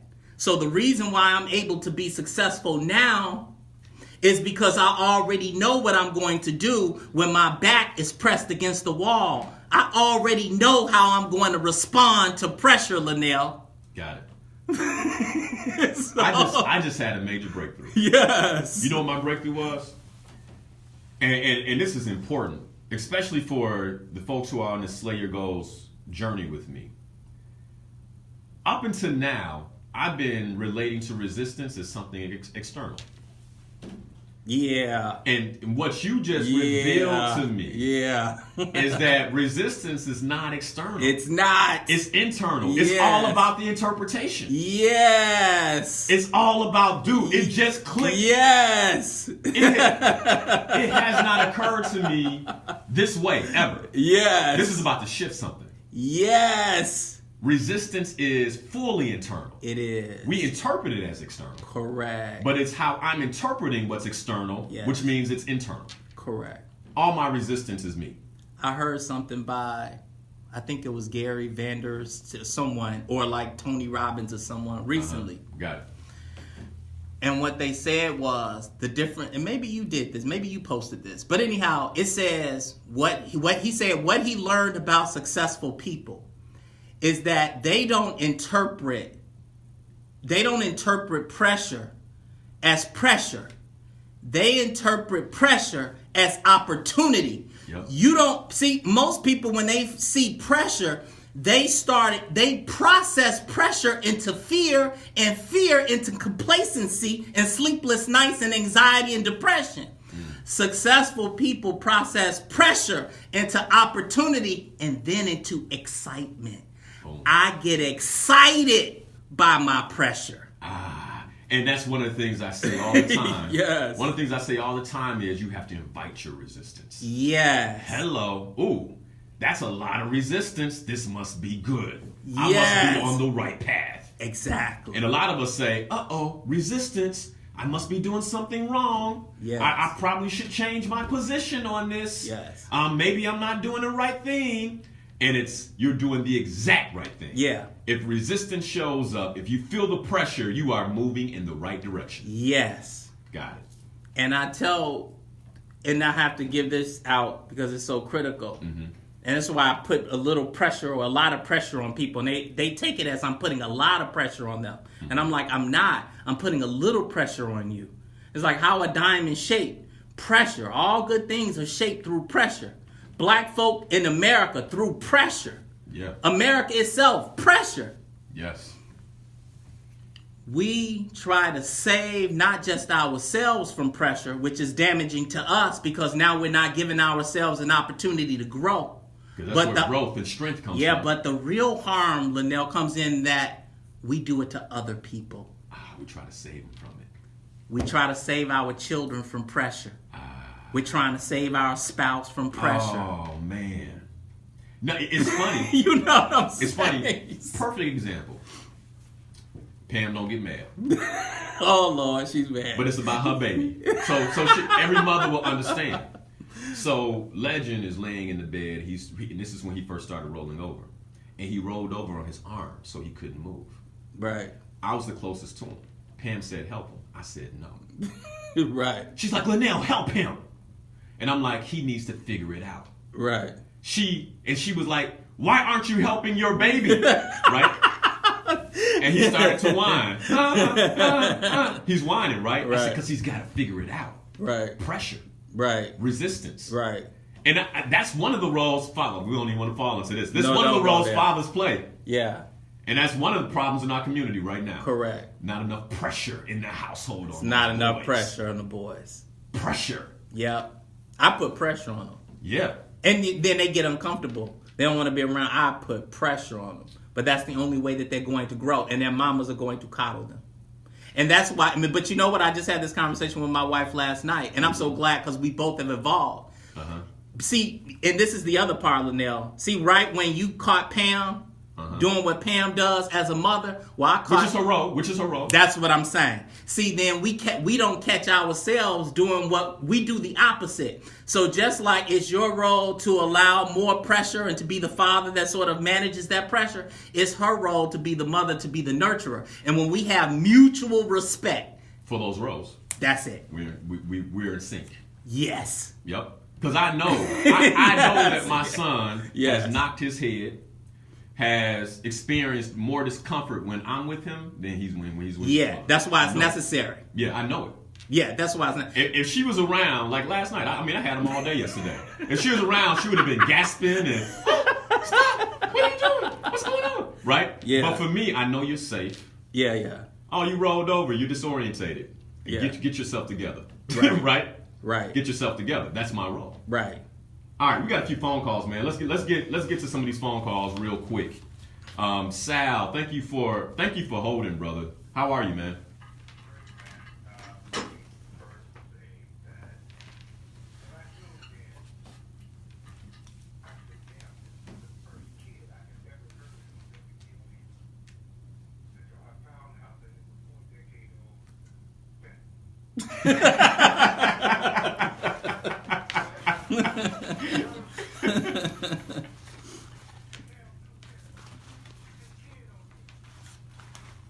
Oh my God! And I'm just enjoying the conversation, and then find out it's his old ass.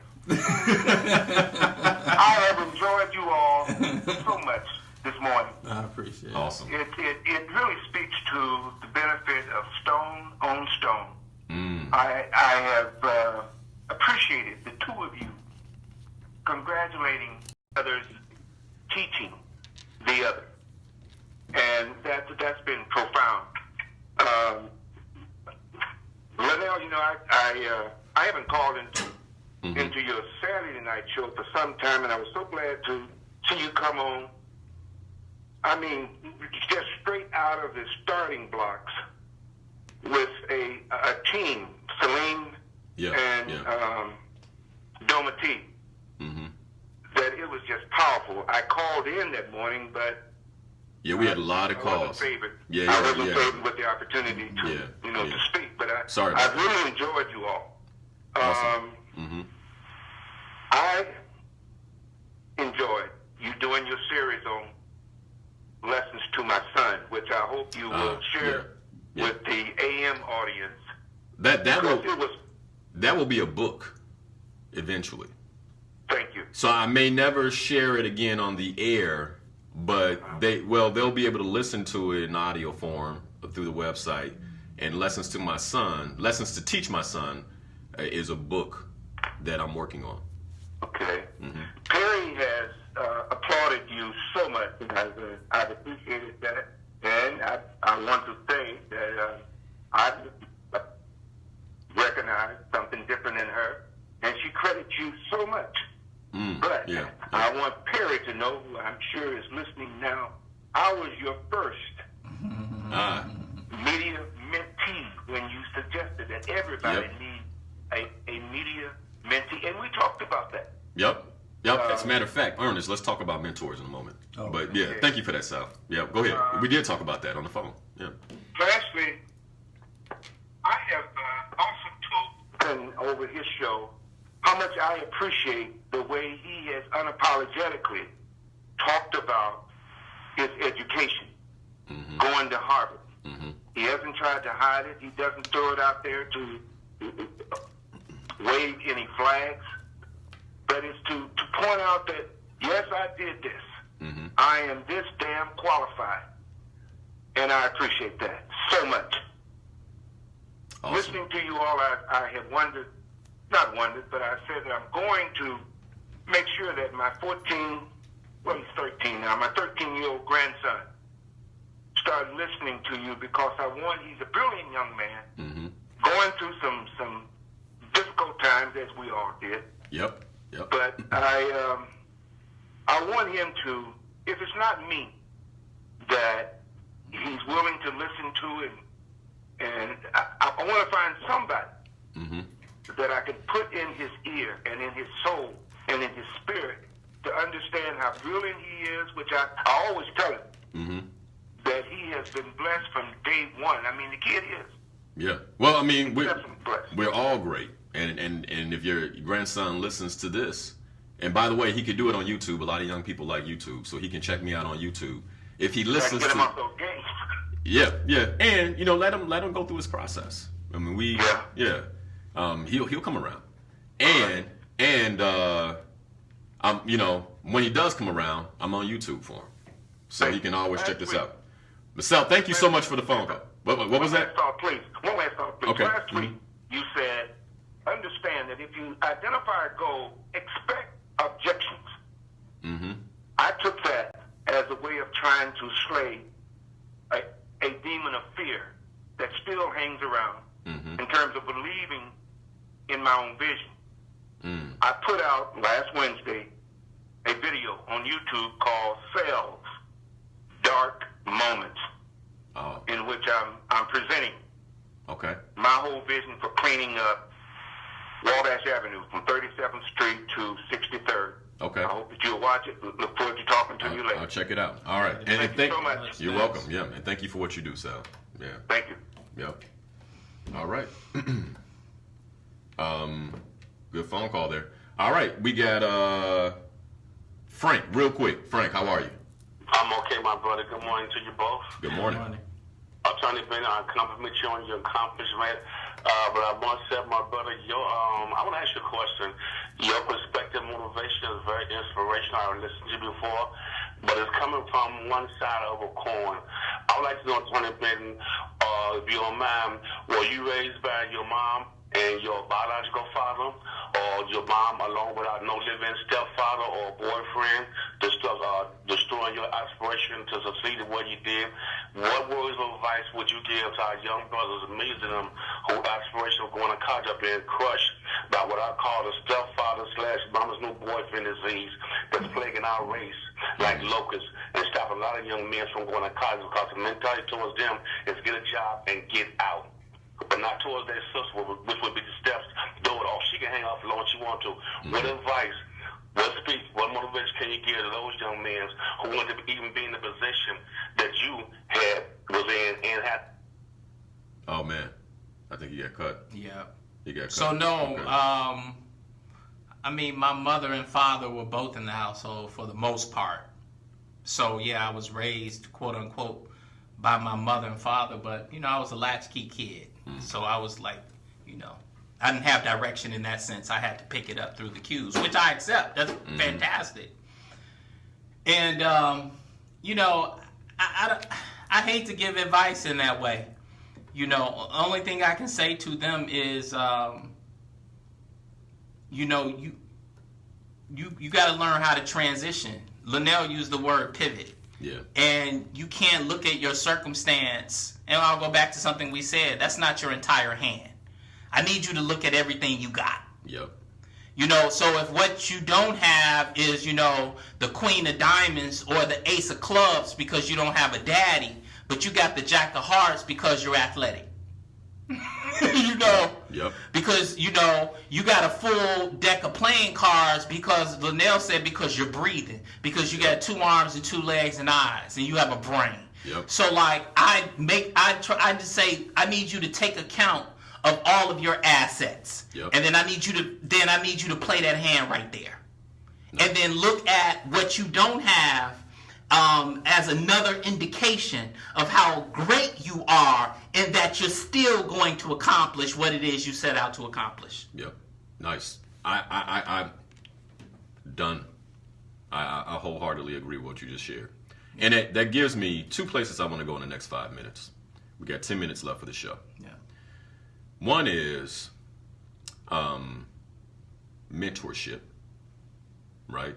Mm-hmm. What role did leadership, mentorship play in your life, virtual or physical? Because I do believe I've had physical mentors who've had an impact and virtual mentors who've had an impact. In some ways, my virtual mentors have had more of an impact, right? So that. And then secondly, the question that we started with that we haven't addressed, around your perspective on what's next for our community. Okay. So, mentors, I had one, but he wasn't a conscious mentor. Mm-hmm. And that was my father, who's also my hero. Got it. So I had the benefit of being able to watch my father up close and personal and struggle as a man. Yeah, got it. You know, and that's a whole nother conversation. So that's my mentor. But I get it. But I didn't have any direct mentors. There were no direct men who took me in, ever, to this day. Mm-hmm. You know what I mean? Yeah. I'm still looking around. No, there are a few who come. Don't get me. There's some inspired me. So let me not say that. I take that one back. But I have virtual mentors. But I get that. And yes, that is Attorney Fenton. And by the way, I get that because you are polarizing in how you think and in how you conduct yourself in life. And often people who are polarizing are misunderstood. Pam and I've talked about you in this way, right? That I say, you know, somebody will say something about Attorney Fenton, and I'll listen, and then I'll say, that's interesting. They don't understand him. And the reason they don't understand him is that they get caught up in his polarizing way of being because you are so resolute. And since most people are confused, resolution triggers them, right? Because you are so direct. Because most people aren't, that triggers them, right? So I get that about you, and I actually appreciate it. And I also understand why that would put you in a position where you don't have many mentors. Mm-hmm. I get that. Mm-hmm. I get that. And so for you, sir, that's a, you know, in some ways it's a blessing because then what I'm getting is you've learned using other vehicles.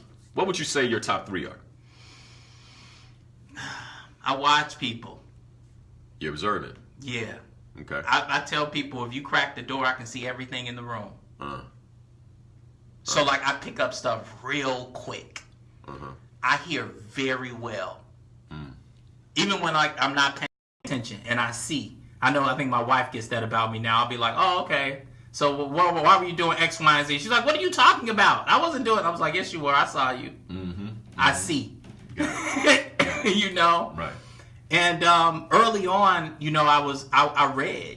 I ventured out in my mind. I used to read a lot. As bad as I was in high school, I would always read. I was reading books and the dictionary and encyclopedias. Y'all hear that? Because I think a lot of times people see one lane and they don't see the other lane. I'm happy you shared that. So you're observant, you read. What's the third? I experience. I fall down. I had a lot of bumps and bruises, man. Yeah. I've done a lot of stuff. Yeah. I'm okay with. I fall down a lot, and it's all right. And that's something we didn't talk about. Are the failures? I've had some significant failures. Yeah, I'm sure you have too. Yeah, we both talked about owning property, being in a real estate game, and foreclosing. That's a failure. Yeah, I could go. I know how. My business, my stores. I was evicted from my last store. Okay, they set my stuff out on the sidewalk. Wow. So you've been forged by failure in a lot of ways. But see, this is the thing. When I'm failing, I never perceive it that way. Just learning something. Yeah, it wasn't a failure to me. Just learn something new. That's all. Yep. It's just a process. It's all a process. Yep. Hey, I mean, I can recall the foreclosure in real estate, and after I got complete with it, right, I was okay. I forgave myself for the failure, right? Because one of the things we do is we get caught up in it. We make it mean something about us. Yeah. Right, so once I got past that, then I'm like, oh, wait. That's going to make me better. Yeah. If I play this game, now I know how to play it a different way. Yeah. So we lose the lesson because we don't see our cause in the thing that happened. It's like all of my failures, I can look at it and say, okay, if I would have done this, and this, none of that would have happened. And what I realized is that I took something small and I made it big, and then I created this failure. And it's just very small shifts. All I had to do to not be evicted was call the owner of the mall who liked me. And I didn't call him. If I would have picked up the phone and said, self-sabotage. Yes. Yep, self-sabotage. That's all I had to do. Yeah. There we go.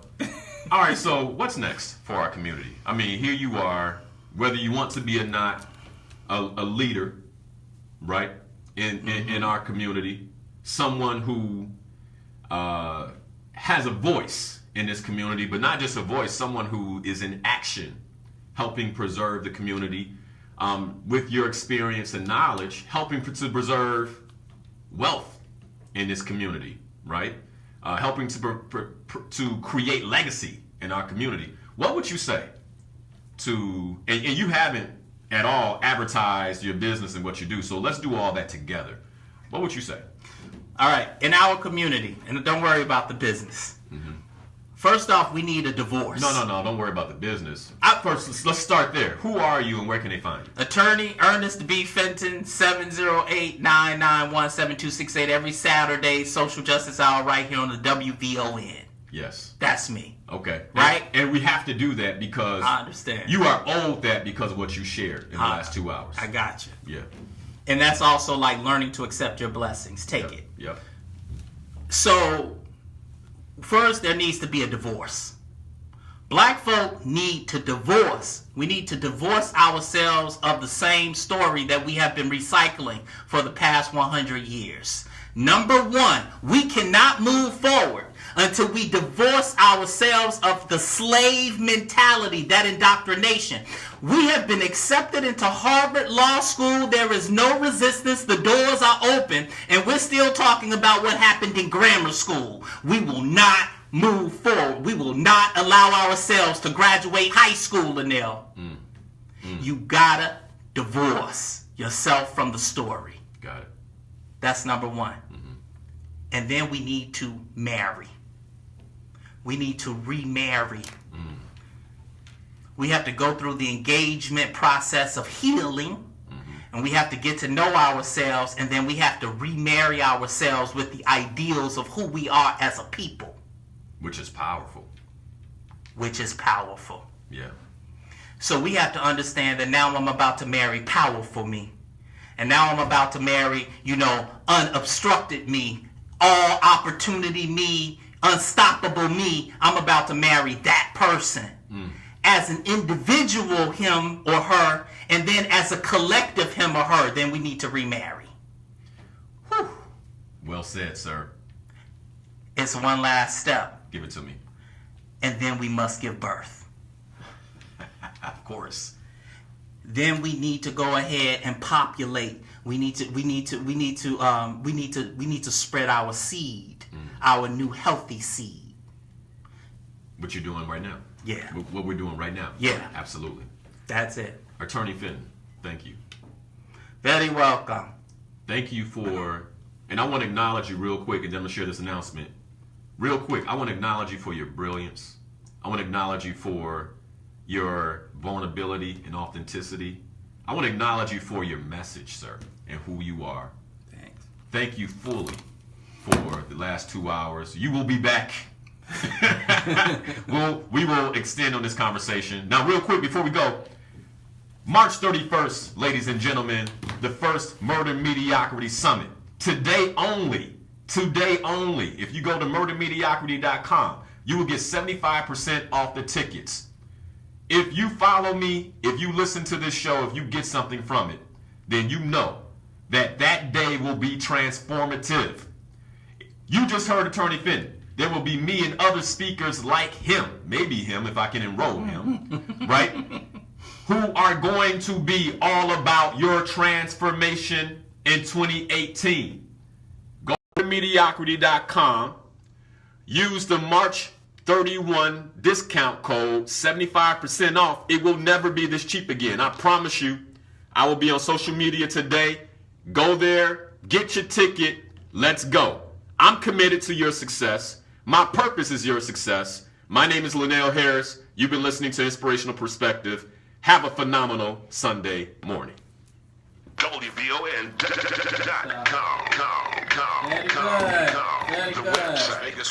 March 31st. March 31st.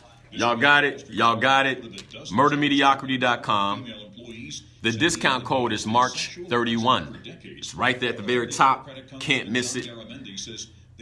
Get your ticket today. I promise you, it will be an unforgettable experience. More to come. More to come. Thank you guys so much for listening. Attorney Fenton, any last words for our Facebook listeners? Go make it happen, man. Be fearless and enjoy. You know what I mean? That's the other part of it. Yeah. I'm like, go have fun. It's just go enjoy. Enjoy. Absolutely. You know? Yes. Yeah. It's like Love you guys. Love you guys. Is it streaming for outside of Illinois? I'm working on the stream, and then the stream will have a different price. If you can be here, be here. But if you can't be here, I completely understand it. March 31st, murdermediocrity.com. Love you guys. Thank you so much for the support. Share the stream. If you got something from this, share it. Okay? Don't be selfish, because this was huge in what Attorney Fenton shared today. Thank you guys so much.